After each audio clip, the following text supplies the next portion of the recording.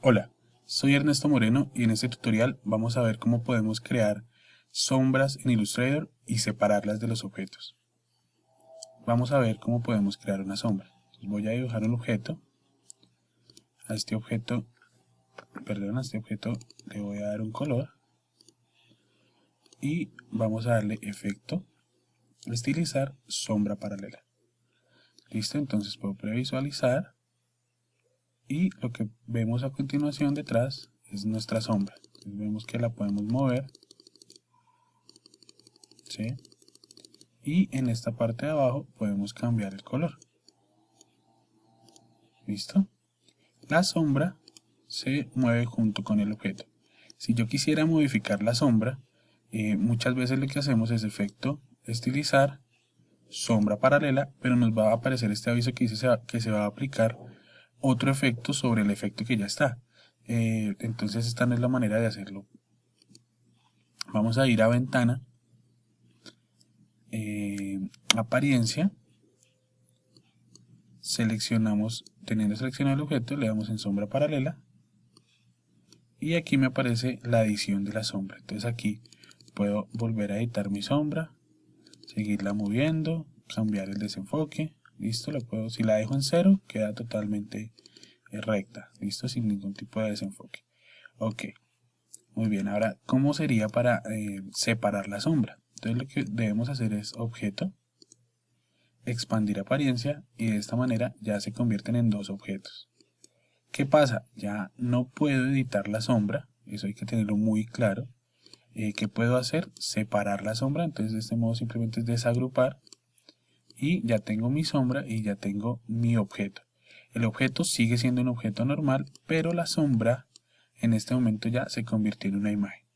¿Qué pasa? Si yo quisiera cambiar el color de la sombra, en este momento no lo puedo hacer. ¿Listo? ¿Qué tendría que hacer? Tendría que volver a aplicar el efecto de la sombra, volver a expandir apariencia, obviamente ya con una sombra de otro color y otro tipo de desenfoque, etc. ¿Listo? Esta sería una forma entonces de separar la sombra.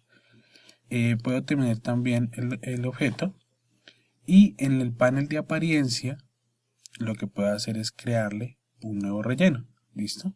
Entonces tengo el relleno normal, que será el del color del objeto, y puedo seguir haciendo rellenos. Entonces digamos que puedo yo tener otro relleno con otro color. ¿Listo? En este caso este relleno está detrás, entonces lo puedo subir. Estos son capas normales. ¿Listo? Pero entonces, ¿cómo haría para que esos rellenos funcionaran como sombras? Entonces lo que puedo hacer es en efectos, distorsionar y transformar, y lo que podemos hacer acá es moverlo. ¿Listo? Voy previsualizando y entonces voy viendo cómo se mueve, en este caso, el otro objeto, ¿sí? El otro relleno. Muy bien. Pero bueno, son dos objetos, la sombra normalmente está desenfocada, entonces ¿cómo sería para desenfocar el relleno de la parte de atrás? Teniéndolo seleccionado, efectos, estilizar, sombra paralela, pero entonces ¿qué va a pasar? Me va a hacer una sombra nueva sobre el elemento que ya tengo, entonces por ahí no es. ¿Listo? Efecto, y vamos a decirle desenfocar, desenfoque gaussiano. En este caso lo que estoy haciendo es aplicando, vamos a darle un desenfoque grande, listo, un desenfoque al cuadro, al relleno que tengo en la parte de atrás. ¿Listo? Esta opción pues nos va a servir para modificar muy fácilmente la sombra. ¿Listo?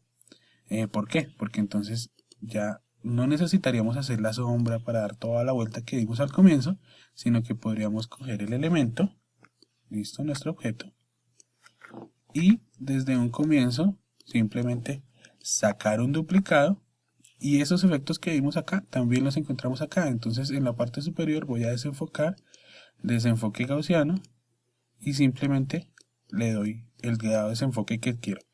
¿Qué pasa con esto?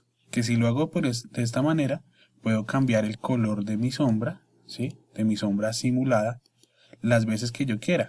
No como acá, que me queda como una imagen y no la puedo cambiar. Obviamente pues esta imagen tiene algún tipo de transparencia, pues simplemente basta con seleccionar el elemento y darle una transparencia y ya está.